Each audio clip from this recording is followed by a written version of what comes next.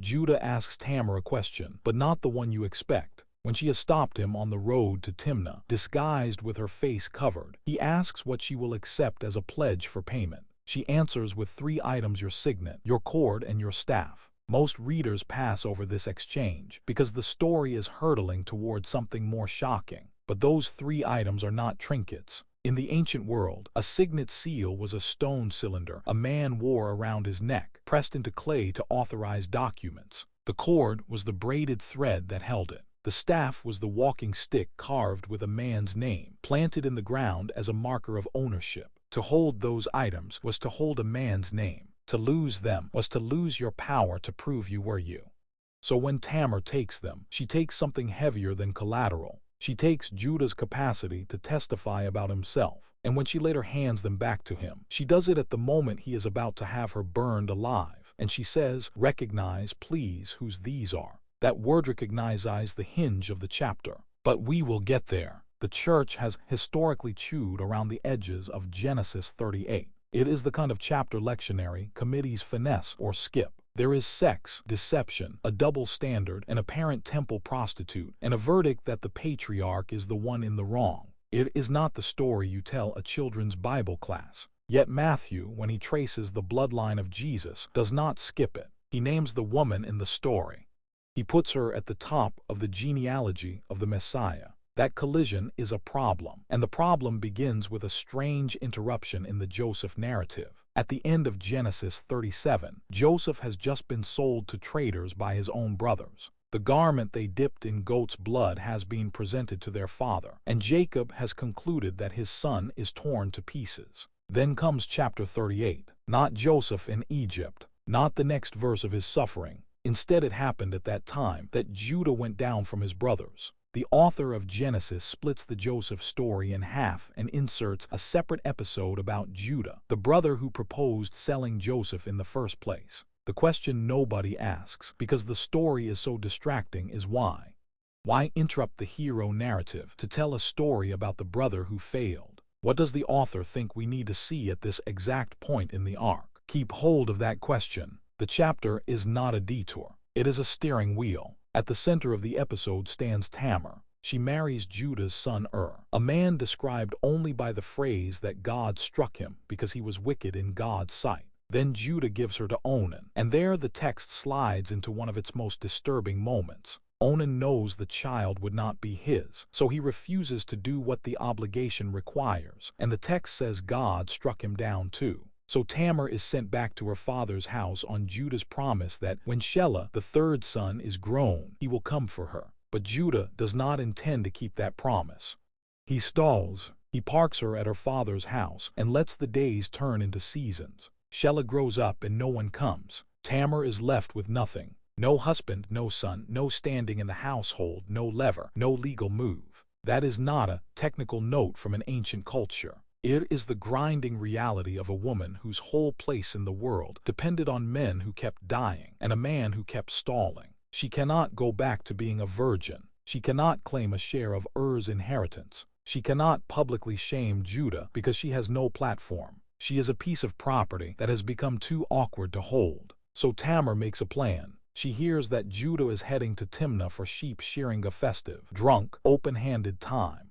She removes her widow's clothes, covers her face with a veil, and sits at the entrance to a village called Enaim, which holds a name the story does not let us forget. Enaim means the 2 springs, but the Hebrew root is also the 2 eyes. She sits at a crossroads where she can be seen, and the one who passes her is Judah. He takes her for a prostitute. She negotiates the price, and she asks for the seal, the cord, and the staff, the 3 tokens that would make all future claims possible. When Judah later sends payment to recover his identity items, the town has no cult prostitute anymore. The woman is gone. He hides his offense and lets it pass. When months later, word comes to him that Tamar is pregnant, he thunders in self-righteous rage, "Bring her out and let her be burned."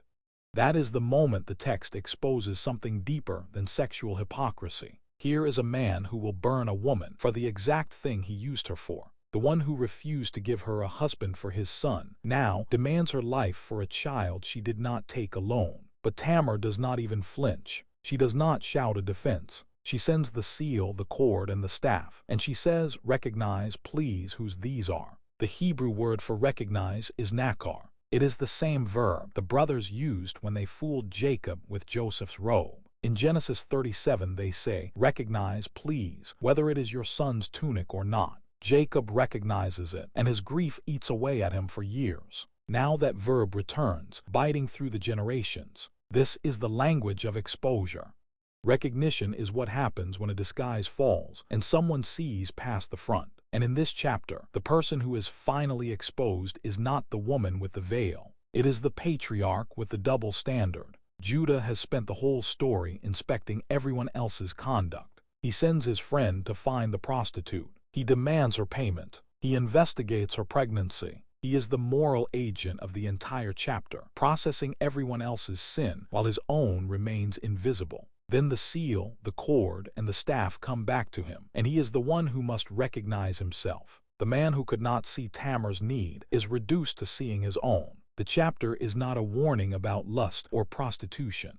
It is a story about a man who did not want to be not truly known and who discovers that the thing he tried to hide has a name, a shape, and an owner. How many of us have walked around holding our own signet, cord, and staff, identity items that prove who we think we are? We carry credentials, a reputation, a version of our story that we edited along the way. And then, without warning, something from the past drifts back into the room. A phrase from a person we wronged, a decision we made in secret, a promise we let die. And it asks us to recognize, not to defend, not to explain, not to argue that the circumstances were complicated. The word nakar carries the force of a verdict. It is the moment you have to look at the evidence and say, yes, that is mine, that is me. There is no more panic-inducing moment in human life than having the one person you never wanted to know you actually know everything. Judah's throat must have closed when he saw the seal. He knew before the words arrived. The text says he said, "She is more righteous than I." But he could not have said that until he first heard the word she gave him recognize. Yet the chapter does not leave Judah in that moment. What it does next is the strangest part, and the part we need to sit with for a while. He holds the seal, the cord, and the staff, and he speaks a sentence that has no parallel in Genesis. "She is more righteous than I, because I did not give her to Shelah my son." The word the text uses for righteous is a feminine form of tzedek, the noun that means righteousness, justice, what is right before God. But here it is spoken as a pronouncement: she is in the right. Her claim to justice exceeds mine. I am the one who fell short. This is the elder son of Jacob, the patriarch from whom the tribe of Judah will someday produce kings, saying that a Canaanite widow with a child in her womb has outdone him. He has been weighed against her and found wanting. That is not a footnote in a biography. That is a verdict about how God's family actually moves forward. And it keeps moving forward. Tamar gives birth to twins, and the birth itself is jagged. Zerah's hand reaches out first and is tied with a crimson thread. But then Perez bursts through ahead of him, and the thread, the marker of priority, is on the wrong hand. The story ends without explaining the mix-up. It just leaves the crimson thread and the surprise. Perez will be listed in the genealogy of Jesus. Matthew names Tamar. The chapter the church skips is the bloodline the evangelist highlights. The woman who was once told she had no standing now has her name spoken at the threshold of the New Testament. And the question that has been waiting since the beginning of the chapter, is this interruption here in the middle of Joseph's story, starts to receive an answer. Joseph's story is not the only story God is telling. While the future of Israel hangs on a slave becoming a governor in Egypt, the author of Genesis cuts away to a forgotten woman and a failing patriarch. And in that shabby, desperate, morally tangled episode, the line of the Messiah is carried forward, not through Joseph's heroics, through Judah's shame and Tamar's audacity. There is still a thread hanging. What does it mean that God used a deception built on an act of prostitution to carry the promise? Or the sharper version of the question, has the church been asking the wrong question all along? We want the Messiah's line to pass through clean hands. We want this chapter to be an unfortunate oversight, a detour into bad behavior that God later cleaned up. But the text refuses that comfort. It places this sordid episode at the very joint of the Joseph story, exactly where the audience expects momentum toward Egypt. Instead of watching Joseph rise, we watch Judah fall. And the only reason the chapter is there, the only reason Matthew will not drop it, is that the messianic line does not pass through the part of the story that looks respectable. It passes through the breach. Tamar gives birth to twins, and the midwife ties a crimson thread on the hand that emerges first. Zerah, he is the one marked as the firstborn, the one with priority, the one who gets the blessing. But then he pulls his hand back, and his brother breaks through ahead of him. The marker of priority ends up on the wrong hand. The same miscalculation that has run through the whole chapter, judging by the outer sign, trusting what you can see happens again, this time at the moment of birth. The text does not explain the mix-up. It simply records it, and the covenant line follows Perez, the one who pushed through. The name Perez means breach, from the Hebrew parets, a verb used for bursting through a wall, shattering a barrier, making a way where there was no way. This is not a name of dignity. It is a name of rupture, and it is the name through which David comes, and through David the Messiah. The genealogy of Jesus runs through the breach, not around it. That should feel unsettling, because it touches something deep in every person who has ever wanted a clean story. We spend enormous energy trying to close the gaps in our history. We organize the past into a narrative that explains away our failures. We want God to use us, but also to overlook the parts of us we are ashamed of. The genealogy of Jesus does not offer that luxury. It names the woman who acted as a prostitute, the actual prostitute, the foreigner, the woman taken in adultery. It names them as carriers of the promise. The whole bloodline is a trail of ruptures, and the rupture is not a problem God solved. It is the very material God used. If you have been waiting for your life to become respectable enough to matter to God, you have missed the entire logic of the line. God's line runs straight through the thing you most want to hide. Matthew's genealogy is itself a calculated scandal. In the ancient world, genealogies did not name women. They traced the male line, and when women appeared, they appeared as names of reputable mothers, not as the first people in a generation. Matthew names Tamar, and his audience would have heard that name and remembered exactly what she had done. He names Rahab, a woman whose profession was no secret. He names Ruth, a Moabite, one of the very nations the law said could not enter the assembly of God for 10 generations. He identifies Bathsheba not by her name, but by the name of her first husband, Uriah the Hittite, a reminder of the murder David committed to take her. This is not a mistake in the record. Matthew knows precisely what he is doing. He is telling the church that the promised Messiah did not arrive through the part of the story that would make a nice portrait. He arrived through the part they had been skipping. The religious leaders of Israel wanted a Messiah with a clean pedigree. Matthew hands them this and says this is how God has been working all along. But there is a deeper question underneath all of this, and it is the question the church has never fully answered. Why does Judah's confession, and not Joseph's vindication, sit at the hinge of the story? Joseph is the faithful one. He resists temptation, interprets dreams, and saves nations. His story is the one we want to tell. But Genesis inserts this messy chapter in the middle of his story, and the deeper you look, the clearer it becomes that the author is not just recording a family scandal. He is showing that God's providence does not only work through the suffering of the righteous, it works through the failure of the wicked. Joseph's faithfulness keeps the family alive in Egypt, but Judah's failure produces the line through which the blessing of all nations will come. The church has preached Joseph's dream and skipped Judah's shame. The genealogy of Jesus says the shame is the vessel. Now the new tension is here. What does it mean that the line moves through the one who confesses, and not through the one who was innocent? Judah's confession is more righteous than IIS, the first true word he has spoken all chapter. Up to this point, he has been managing appearances. He sends his friend to pay the prostitute so nobody sees him. He sends her a goat to buy back his identity items. He covers, negotiates, and conceals. When Tamar is reported pregnant, he immediately performs outrage, the way one performs outrage before asking if you are the one who caused the condition. But when the seal, the cord, and the staff return to him, he does not argue. He does not explain. He does not blame the law or the circumstances. He says a sentence that dismantles him. She is in the right, and I am not. That sentence has no mention of God, no ritual, no sacrifice.